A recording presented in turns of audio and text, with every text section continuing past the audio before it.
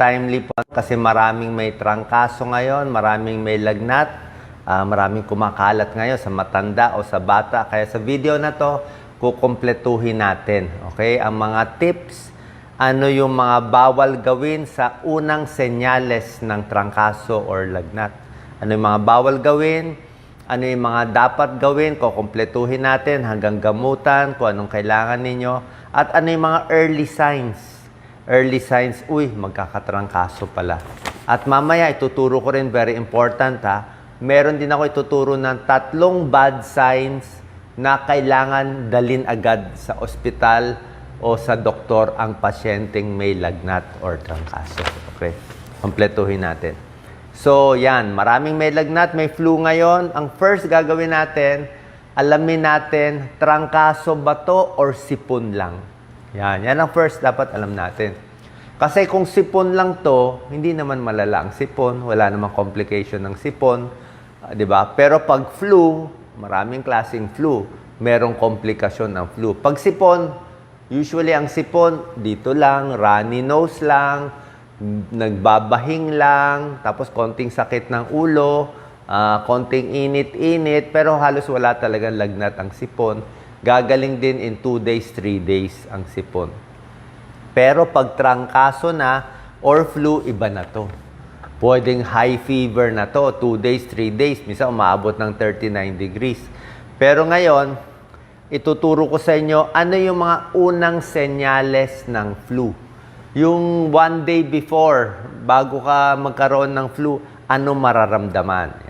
Yan ang gusto natin malaman, very early.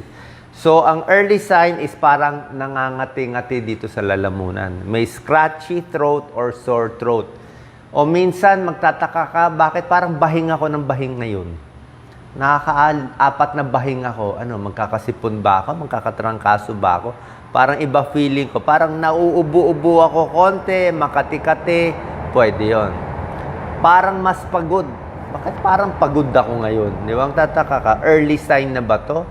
Runny nose. Ako, meron pa ako ibang sign. Actually, wala sa libro. Ito, experience ko. Yung heart rate mo bumibilis. Kung dati, heart rate mo 70 o 80, naging 90 o 100 yung heart rate mo. Natataka, ba't ang bilis ng heart rate ko? Parang wala naman ako lagnat. Pag bumibilis na yung heart rate, usually, next day, yun na, may lagnat na. Okay, sabihin, alam ng puso, yan, linya ko yan, internist at cardiologist, alam ng puso na, uy, magkakasakit na, meron ng nararamdaman, may virus ng nararamdaman yung katawan mo, kaya yan. So, fatigue, scratchy throat, cough, pwedeng muscle body aches, pero usually sumasabay na yung muscle aches pag pag may lagnat na talaga. Tapos, pwede rin magka-fever. Okay, tapos sinasabi ko, bumibilis. Yan ang early sign. Ano ngayon ang mga bawal gawin? Let's say, ayan na, may flu ka na nga, nilalagnat ka na nga, alam mo, iba na pakiramdam mo, wala nang hinto yung ubo ka na ng ubo, di ba? Anong gagawin natin? First, yung mga bawal gawin is, bawal ka na pumasok sa school, di ba? May lagnat ka na, makakahawa ka, very contagious ang flu, okay? Bawal ka na pumasok sa school, bawal ka na rin magtrabaho, ma-absent ka na ilang araw, kasi yung first day, first few days, siguro mas matindi. Mga first 3 days, 4 days, mas mabilis ka makahawa. Next, bawal gawin, bawal ka na makibeso-beso, makishake-shake, unless gusto mo i-spread yung virus, hindi na po pwede. Manonood ka sa sine, pag ubo mo, mahahawa na yung tao. Sa airplane, sasakay, pag ubo mo, mahahawa na yung cockpit. Di ba? Number 3 na bawal gawin, pag meron ng trangkaso at lagnat, huwag na mag-exercise. Huwag na ipilit yung katawan magtrabaho. Yung pipilit ko pumasok, pipilit ko mag-exercise pa rin, hindi na pwede. Kasi nga, ang flu, palala siya ng palala. Ang tawag dito, progressive illness. Unang araw, medyo okay pa. Day 2, day 3, palala ng palala bago gaganda. Day 4, day 5, day 6, aayos. So, it worsens first before it gets better. Kaya, huwag mo na pagurin yung sarili mo. Bawal na rin yung mga processed foods, yung mga junk foods, yung mga walang kwentang puro sugar. Kasi nga, may sakit ka na ngayon. Kailangan mo maraming sustansya na healthy para malabanan yung virus o yung bacteria. Number 5, huwag ka mag-skip ng meals. Okay? Kailangan kumakain. Huwag mo na gutumin sarili mo kahit walang gana kumain. Number 6, huwag ka pumunta sa maraming tao, di ba? Lalo na kahit sa misis mo, sa anak mo, baka mahawa mo sila. And number 7, syempre iwas din sa sigarilyo. Okay? Ano gagawin natin? Pag meron ng trangkaso, ito, kompletuhin natin na hugas kamay palagi, di ba? Alam naman natin to. Pag umuubo, pati yung mga tissue, di ba? Para hindi mahawa yung ibang tao. Healthy foods ang kakainin. Isang maganda po, nilagang manok. Subukan nyo. Chicken soup is good for the soul, good for your health. Ang chicken soup, ito may pag-aaral ng chicken soup. Meron siyang amino acid na cysteine na pampalakas ng immune system. Okay? Mga vitamin C rich foods, yung mga prutas, orange, dalandan, okay, di ba? Dalandan, lemon konti o kalamansi, pero malabnaw lang. Lagay mo konting honey kung gusto mo. Basta vitamin C, kailangan mo yan habang may para lumakas ang immune system. Kahit walang gana kumain, pilitin mo kumain kahit konti. Kasi hindi pwede talaga walang talagang mamamayat ka niyan, may kalaban ka, kailangan may panlaban tayo. Number 4, very important uminom ng maraming tubig. Okay? Sabi mo, Dok, anong connection? Kailangan mo. Kung sa ordinary walang sakit, sabi ko, uminom ng 8 to 10 glasses of fluid or water. Pag may lagnat, dagdagan mo pa. Gawin mo ng 10 to 12 glasses of fluid or water in a day. Pwedeng tsaa, pwedeng juice konti, gusto mo yung sports drink, tubig at mga tea, pwede. Iwas sa alak, iwas sa kape. Kasi lalo ka madi-dehydrate. Pag may lagnat, nababawasan ng tubig yung katawan natin, nadi-dehydrate tayo. So, ano purpose ng maraming juice, maraming tubig iinumin, di ba? Tulad na sinabi ko, ayaw natin na yung lagnat mo sobra taas. Okay? Pag sobra taas ang lagnat, umabot ng 39, umabot ng 40, delikado po yan. Kasi sa 40 degrees, parang naluluto na yung utak natin. Nasisira na yung mga molecules. 40, 41, baka magka-brain damage na yon. Merong iba, tumaas na yung lagnat, nagka-convulsion na brain damage na, kasi sobra taas. Gusto mo ibaba yung lagnat. Okay? So, bukod sa paracetamol every 4 hours, di ba? Kung mataas ang lagnat, pwede kayo uminom. Bukod dito, ang mabisang pampababa ng lagnat ay pag-inom ng tubig. Okay? Simpleng-simple, sabi mo, Doc, anong connection ng tubig? Very easy lang po, di ba? So, nilalagnat kayo, mataas ang lagnat, inuman mo maraming tubig. Let's say, 1 baso, 2 baso. Yung tubig mo, wag na mainit na tubig. Malamig siguro, medyo a little cold or room temperature. Yung normal temperature lang. Pag inuman ng tubig, mamaya, maiihi ka na, di ba? Tapos tingnan mo yung ihi mo, sobrang init yung ihi natin, di ba? Sobrang dilaw, sobrang ihi. Tingnan mo ano nangyari. Nagpasok ka ng normal temperature na tubig sa katawan, paglabas sa ihi ay sobrang init, biglang bababa ang temperature mo. Binababa niya. So, pinapasok mo yung tubig na normal or medyo malamig, paglabas mainit, baba ang fever mo. Hindi magkukumbulsyon. Yan din ang principle bakit tayo nagpupunas sa may lagnat, di ba? Pag may lagnat, sobrang taas, magkukumbulsyon na siya, 40 ang bata, ano gagawin? Kumuha ng tuwalya, di ba? Kumuha ng palanggana, tapos tubig, minsan nga malamig na tubig pa So ilalagay mo yung tuwalya doon, tapos pupunasan yung bata o yung matanda dito sa leeg. Yung maiinit na parts, di ba? Mainit ang leeg, di ba? So yan, punasan mo. Dampi-dampi, basa. Tapos sa kilikili, mainit din. Sa singit, mainit din. Pati dibdib, punasan. Tapos, so yung tuwalya mo, nakuha na niya yung init, di ba?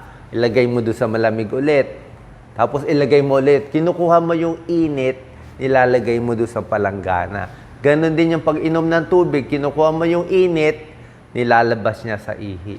That's the principle. Simple lang, di ba? Pero life-saving yan. Minsan nga, yung mga heat stroke, yung mga lagnat na nilulubog pa nga sa yelo eh.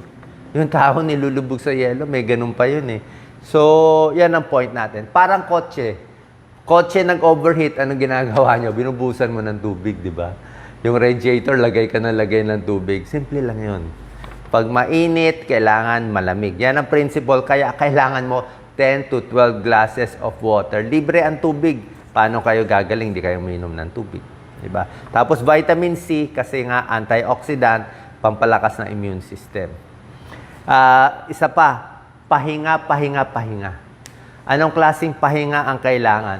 Pag may sakit ka na, ihiga-higa mo na. Wala na masyadong galaw-galaw, kahit yung mga mental work, ipahinga mo na, itulog mo. Kung kaya mo matulog ng, si Doc Lisa, no, may sakit, natulog ng 14 hours. Matulog ka sa umaga, sa gabi. Pagising mo sa umaga, matulog ka rin.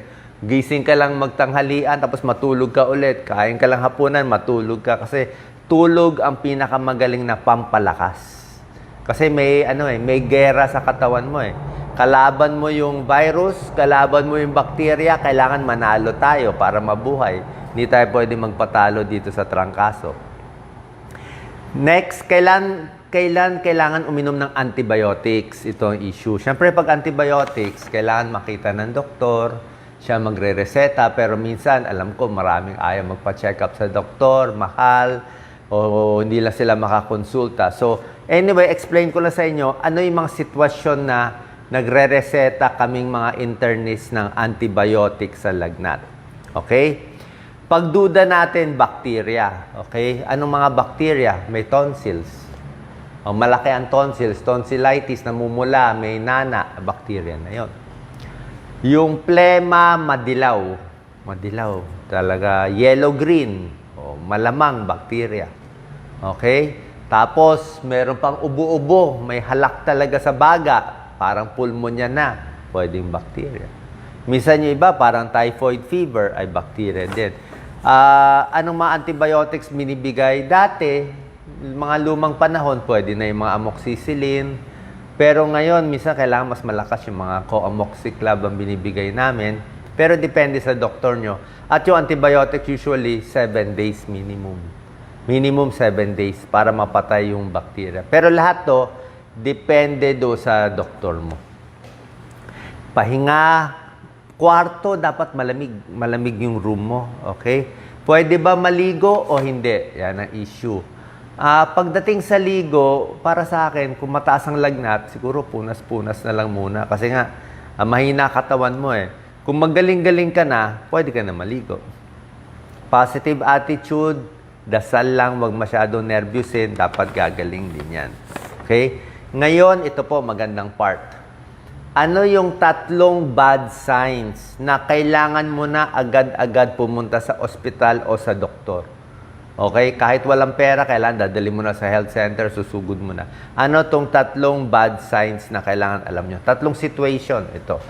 Situation 1. Yung flu symptoms mo, it gets better, then it gets worse. Ano ibig sabihin? Okay, unang araw, 3 araw, pagaling na ako. Okay na yung lagnat ko, mababa na. Day 3, day 4, okay na, nakakalakad. Pagdating ng day 5, ba't nilagnat na naman ulit ako? Bakit dumami na naman yung plema ko? Ano tawag dyan? Okay? Sa medical term, tawag namin, nagkomplikasyon ka. Yung trangkaso, or yung anuman ng sakit dito sa lalamunan, napunta sa baga, pwede nagka-pulmonya. Delikado. Pwede nagka-bronchitis. Pwede kumalat sa tenga. Baka kung saan-saan pa kumalat itong virus na to. Sabihin, paggaling ka na, parang relapse yan eh. Kaya sinabi ko nga sa inyo, pahinga, inom na maraming tubig, pag magaling na magaling, bago babalik. Kasi sa Tagalog, sa Pilipino, tawag natin dito binat. Na binat eh, pagaling na eh. Oo. Pero sa amin, relapse ang tawag or nagka-komplikasyon siya. Kailangan magpa-check sa doktor. Ibig sabihin, nag-iba eh, lumala eh. Diba? So yan, bad sign yon. Another bad sign ay kung high risk ka. Sino yung mga high risk? Edad 60, 65 pataas. High risk yun. Okay? Bata, 2 years old. Okay, hindi makasalita. O less than 5 years old, mga bata, kailangan di papacheck. Lalo na, paglampas 2 days na yung lagnat. Yung mga taong may chronic medical condition, may hika, may maintenance na inhaler, may diabetes. Pag tayo nilalagnat at may trangkaso, ang blood sugar nagloloko. Kahit dati controlled ang sugar mo ko, nakatableta lang ako for diabetes. Bakit pag nilagnat ako, nagloloko, bigla nag 300, 400 ang blood sugar. Ganun po talaga yun. Nai-stress yung katawan. So, diabetes, may hika, mayroong malalang sakit sa puso, kailangan ipapacheck. Next, mahinang immune system. May mga bukol o baka may kidney problem. Yan. Mga buntis na nilalagnat, papacheck up agad. Kasi pag nilalagnat, mamaya German measles yan. Magkaroon ng abnormality sa bata. Delikado. Diba? Sa first trimester, first 3 months. So, buntis. Ayaw din natin. Number 3 situation ng trangkaso na kailangan makita ng doktor. Ito yung mga emergency signs. Ano itong mga emergency signs? Sa adult muna tayo. Sa adult, yung kailangan dalhin mo sa doktor emergency signs, syempre, yung hindi na makahinga. Hirap. Ako kasi bilang doktor, kita namin sa mukha eh. Pag nakita mo yung mukha ng pasyente, parang toxic looking, alam mong iba na kulay niya, parang iba kulay parang maitim-itim yung mukha. Ba't nangingitim yung mukha? Baka wala ng oxygen. Diba? Kulang na o talagang hapo na. Galit na itong mga muscle sa leeg. May chest pain na. Confused na. O, kamusta ka na? Hindi na makasalita. Umuungol-ungol na. Parang nalilito na. Wala na sa tamang pag-iisip. Okay? Dizziness. Biglang nahilo. So, bakit tayo matatakot nahilo siya? Baka stroke yun eh. Hindi mo alam eh. Nahilo eh. Suka ng suka. Bakit suka ng suka? Kala mo masakit ang tiyan. Ang suka ng suka, isang sign yan na mataas ang pressure sa utak. Baka nagkaroon ng problema sa utak. Hindi natin alam. Infection, meron nangyari, kaya mataas pressure, kaya suka na suka. So, hirap huminga, chest pain, confusion, di makausap, suka, nahihilo, dali na agad sa ospital yan. Sa mga bata, sa mga sanggol, ano naman ang mga sign? Hirap din huminga. Sa mga sanggol, nagiging blue. Mabilis silang mag-blue. Nagbu-blue ang balat, nagbu-blue. Ibig sabihin, wala nang oxygen. Ayaw na kumain ng bata. Pag hindi na kumakain, hindi na umiinom, ay hindi na pwede. Ito sa bata, common to. Nakikita ko to sa mga pasyente ko mahirap. Umiiyak na walang luha ang sanggol. Okay? Umiiyak, walang luha, ibig sabihin, wala na siyang tubig sa katawan. Dehydrated na siya. Yun na nga point ko, diba sabi ko sa inyo, pag may lagnat, nauubos yung tubig sa katawan, nadi-dehydrate, kahit hindi siya nagtatae. So, no tears when crying, hindi na makakain. Tapos kung may rashes ang bata, pag may rashes kasi yung bata, hindi mo alam, mamaya, dengue pala yun, may rash. O hand, foot, mouth, may rash. O baka ibang mga sakit, meron pa mga malalalang sakit na may rash. Okay? So, ito yung mga bawal gawin na dapat gawin, hopefully. Pero dapat kumain ng masustansya, magpahinga, paracetamol, para sa ubo, the usual, mga carbocysteine, wala naman masama, fluimucil, lagundi, kung anong gusto nyo.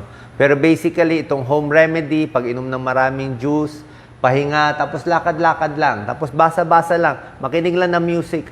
Pwede, may tulong po yun. Magdasal, makinig ng music para ma-relax yung katawan natin. At after a few days, pag pagaling na, unti-unti babalik sa trabaho para hindi rin ma-relapse, mag-complication, or sa Filipino term, huwag mabinat. Saan po nakatulong tong video? Dahil maraming inuubo at nilalagnat ngayon. God bless po.